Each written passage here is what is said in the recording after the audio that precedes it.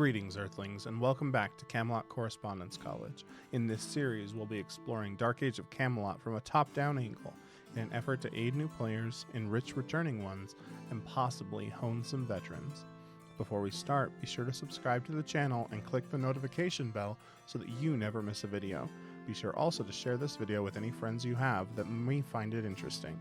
Now, class is in session, so let's get into it.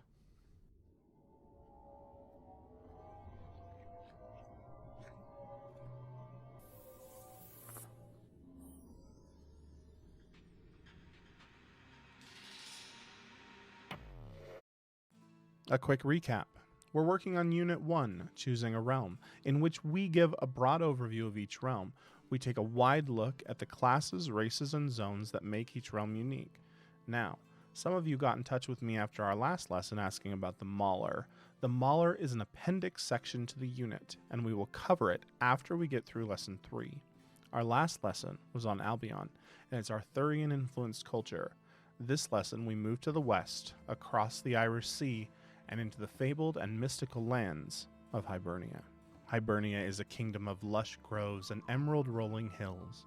It's a land brimming with ancient and otherworldly magics, and it plays home to a variety of ancient races. These races of Hibernia are the closest to nature and to the veil of magic from all the three realms.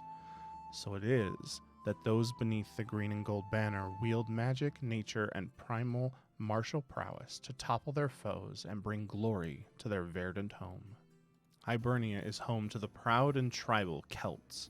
These sole representatives of humanity are renowned for their ferocity in battle as well as their versatility.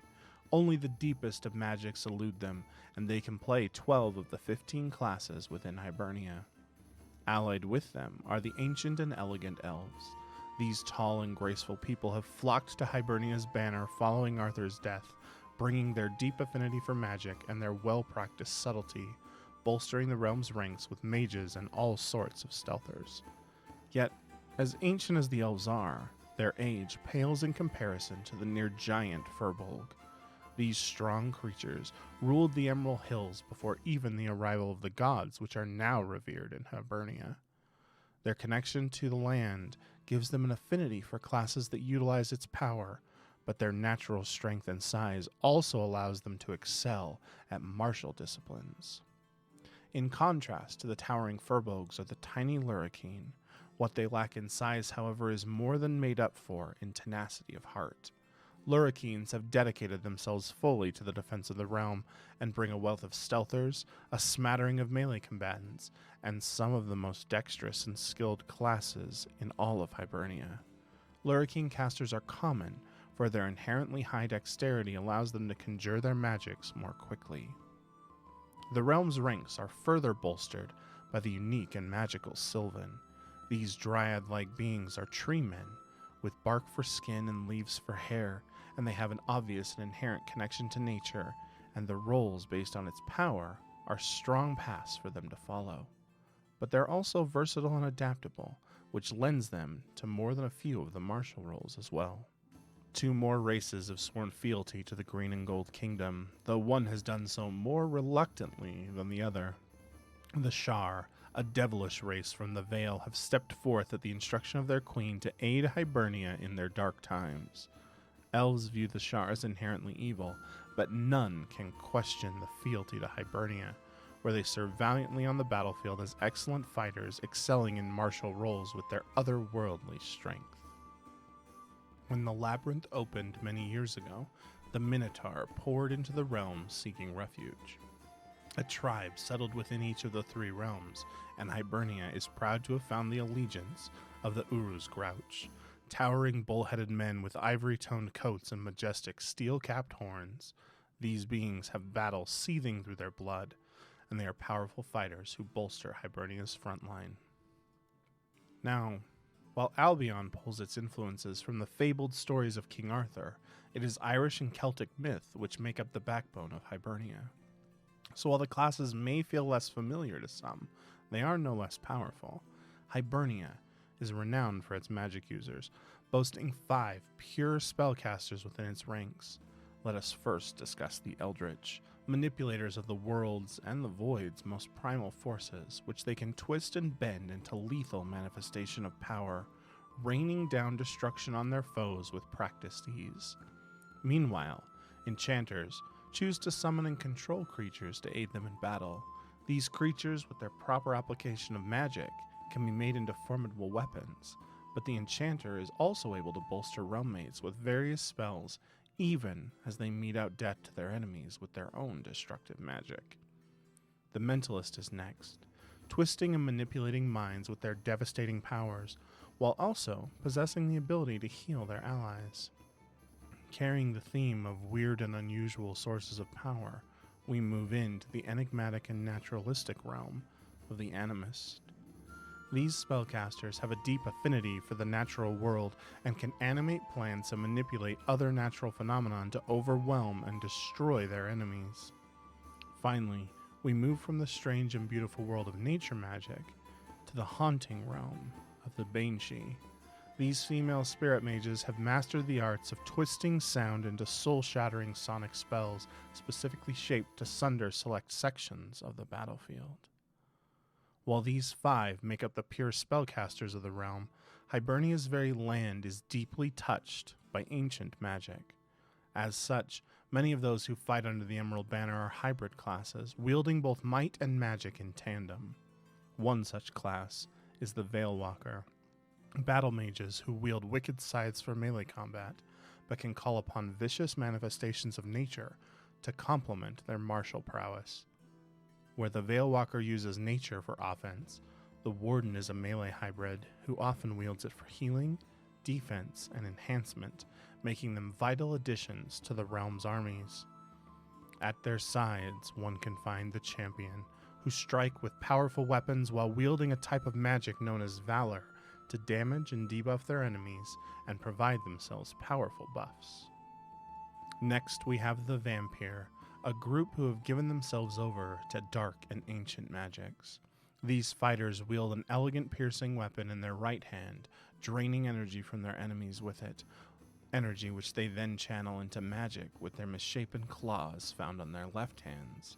This magic can vary from debilitating debuffs and drains, self-enhancement, or even the simple elegance of raw damage. This variety of hybrid fighters is joined on the front lines by Hibernia's proud martial contingent. None is more recognizable, perhaps, than the stalwart heroes. These brave men and women wear the strongest of Hibernia's armor and charge into battle with naught but their weapons and their courage. Yet even these martial masters can channel their connection to the land by calling on the beast within to transform them into a noble stag, providing them with a massive burst of healing. The Blade Master rounds out Hibernia's front line, where their training in the ancient arts of the Celtic dual wielding allows them to devastate their foes with rapid attacks, though some do choose to take up a shield instead of a second weapon. While they do not possess spells, they can tap into their natural connection to the magics of Hibernia to summon a mystical third blade, which dances at their side and does battle in the air alongside them, adding further to the threat of these martial masters. The ways of subtlety and mystery are just as much a part of Hibernia as the magics which course through her lands. The Nightshades are the assassins of the realm, and though it is said that they lack the physically imposing nature of the other 2 realms, they make up for it with stealth, speed, wit, and of course, a bit of magic. The Nightshades possess a unique spell line all their own to complement their potent strikes from the shadows. The Nightshades are joined there by the Ranger. These cunning archers use recurved bows to rain arrows down upon their foes, but should the fight come to melee, they're able to train in the Celtic dual-wielding arts, giving them a slight edge in close-quarter combat as well. No realm, no matter how powerful its classes, is complete without the supporting backline. It's here that we find the likeness of Hibernia's druids. These casters are so in touch with nature that they can call upon its power to buff their allies or to heal their wounds. Yet it is not purely selfless acts for which the druids can beseech the aid of nature, but they can do so by calling forth a powerful nature spirit to protect themselves or even call upon nature's wrath to hinder, bind, and outright harm their foes. The bards round out the forces of Hibernia. It is they who compose and sing the songs of glory after each battle, and it is they who use these songs to inspire their allies in the next one. With instrument and lyric, these musicians provide a wealth of powerful buffs to their allies, or with a bewitching chord from their harp, can lull entire crowds of enemies into a blissfully ignorant slumber. Yet these same instruments can also be used occasionally to send quick, discordant crashes of sound into enemies' ears. In addition to their sonorous skills, the bard can also master healing arts to keep their friends alive and provide yet more tales for the future. Hibernia is a lush realm of ancient magic and mystery. The ivory walls of the capital Tir na Nog are visible in the distance from the starter village of Magmel, where new adventurers will progress after finishing their tutorial. These brave enough can venture deep into the cursed forest, or perhaps explore the twisting tunnels of the coruscating mines, or even make their way to the Sharrow Hills, where Kolderak, the Glimmer King, mighty dragon of Hibernia, reigns. Players can also venture to Hibrasil, home of the Sylvan, to aid these noble tree folk who are under constant attack by twisted creatures known as the Fomorians. These are but a few examples of the beautiful locations one can venture through within Hibernia. Hibernia is a realm with a proud player base, and as of the time of this recording, it has arguably the largest population. It's home of the Uwain server's only realm rank 14, Herorius.